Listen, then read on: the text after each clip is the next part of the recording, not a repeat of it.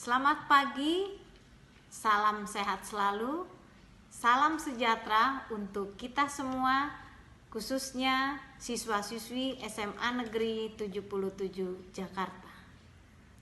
Saat ini kita belajar dengan berbagai mata pelajaran melalui pembelajaran jarak jauh. Ini tentunya banyak yang harus kita pahami. Apakah itu dari segi pengetahuan, keterampilan, dan sikap. Hari ini saya akan memberikan layanan tentang kejujuran yang masuk dalam kategori sikap. Sebelum kita menonton video tentang ketidakjujuran, kita harus tahu dahulu apa arti kejujuran. Jujur, suatu sikap yang lurus hati, menyatakan yang sebenar-benarnya, tidak berbohong atau berkata hal yang menyalahi apa yang terjadi. Kejujuran berasal dari kata jujur, adalah sebuah kata sifat. Sedangkan setelah melalui proses yang akan menghasilkan kejujuran, suatu perilaku atau sikap. Perilaku inilah yang akan dinilai oleh orang lain. Maka pentingnya pengajaran kejujuran kepada semua peserta didik, entah itu usia dini hingga mahasiswa di perguruan tinggi. Semata-mata karena kesadaran bahwa kejujuran bukanlah ilmu teoritis, dia adalah tentang realitas dan praktik kehidupan keseharian kita semua. Contoh, di pembelajaran jarak jauh ya, sebelum kita belajar, kita melakukan absen. Tepatkah waktunya kita melakukan hal tersebut? Atau di saat ulangan atau ujian, jujurkah kita mengerjakan? Yang dapat menjawab Anda sendiri. Sekarang kita menonton video motivasi tentang ketidakjujuran dari seorang motivator, Mary Riana. Baru-baru ini ada berita tentang tertularnya puluhan tenaga medis akibat adanya pasien yang tidak jujur tentang kondisinya. Sangat disayangkan pastinya. Hanya karena satu hal, begitu banyak kerugian yang harus terjadi. Ketidakjujuran. Sebuah ketidakjujuran tidak pernah menyelesaikan masalah. Sebuah ketidakjujuran selalu mengakibatkan munculnya masalah baru. Apapun keadaannya, apapun konsekuensinya, jujurlah. Jujur pada diri sendiri, jujur pada orang lain. Karena ketika kamu gak jujur, bukan hanya orang lain yang dirugikan, tapi dirimu juga ikut dirugikan. Saya jadi teringat sebuah kisah lama. Kisah ini saya dengar dari sejak saya kecil. Begini ceritanya. Ada seorang raja yang memasuki usia senja dan ingin mencari penggantinya. Nah, berbeda dengan tradisi sebelumnya, raja ini tidak menunjuk anak-anak maupun orang terdekatnya.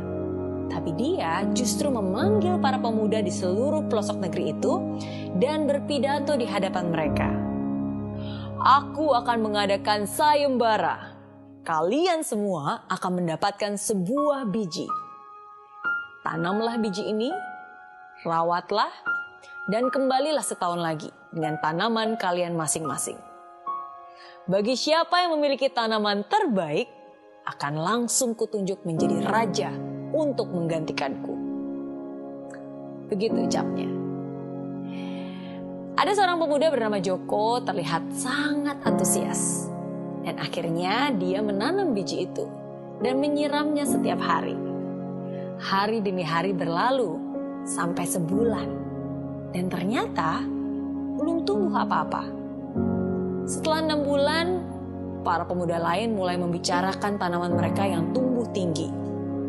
Namun, pot si Joko masih kosong melompong. Jangankan ada daun dan tangkai, tanda-tanda kehidupan aja nggak ada sama sekali. Tapi Joko tidak mengatakan apapun kepada teman-temannya. Dia tetap menunggu biji tersebut bertumbuh. Setahun pun berlalu. Semua pemuda membawa tanamannya kepada sang raja. Awalnya Joko enggan. Namun, ibunya mendorongnya untuk pergi dan berbicara apa adanya.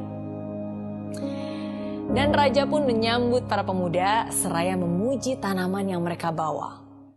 Wow, kerja kalian luar biasa. Tanaman kalian begitu indah. Aku akan menunjuk seorang dari kalian untuk menjadi raja yang baru. Tiba-tiba raja melihat Joko berdiri di belakang kerumunan orang dan memanggilnya. Joko pun panik dan gemeteran. Aduh, jangan-jangan aku akan dihukum karena tidak memberikan hasil sedikit pun. Begitu pikirnya. Orang-orang di sekitarnya pun mengejek dan mencemooh dia karena membawa pot yang kosong melompong. Tenang, tenang, raja berseru. Ia pun mendatangi Joko, lalu ia mengumumkan, dia adalah raja kalian yang baru. Dan semua orang pun terkejut. Bagaimana mungkin seseorang yang gagal tidak menghasilkan apa-apa bisa menjadi raja? Sang raja pun melanjutkan. 1 tahun yang lalu aku memberimu sebuah biji untuk ditanam. Tapi aku memberikan biji yang sudah dimasak. Dan tentu saja biji yang sudah dimasak tidak akan mungkin bisa bertumbuh. Jadi untuk kalian yang membawa pot dengan tanaman yang indah, kalian semua tidak jujur. Karena kalian semua menggantinya dengan biji yang lain. Dan hanya Joko lah yang memiliki kejujuran dan membawa keberanian untuk membawa pot dengan biji yang aku berikan. Maka dari itu, aku memilihnya untuk menjadi penerusku. Ya, itulah akhir dari cerita tersebut. Kejujuran akan membawa kemenangan di akhir.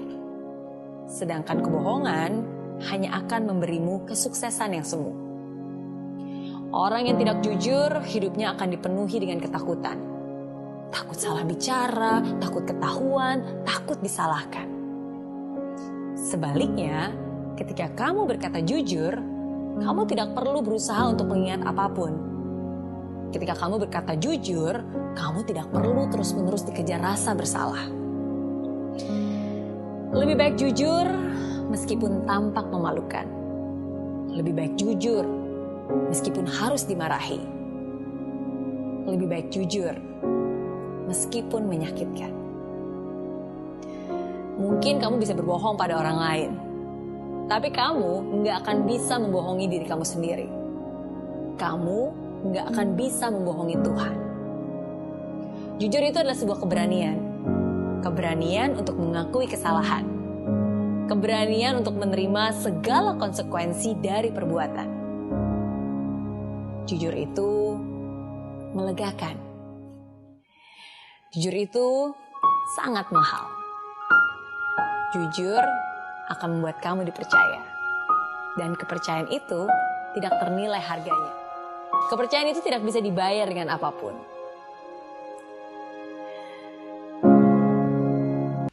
Oke, setelah kalian menonton video tersebut, bagaimana respon kalian?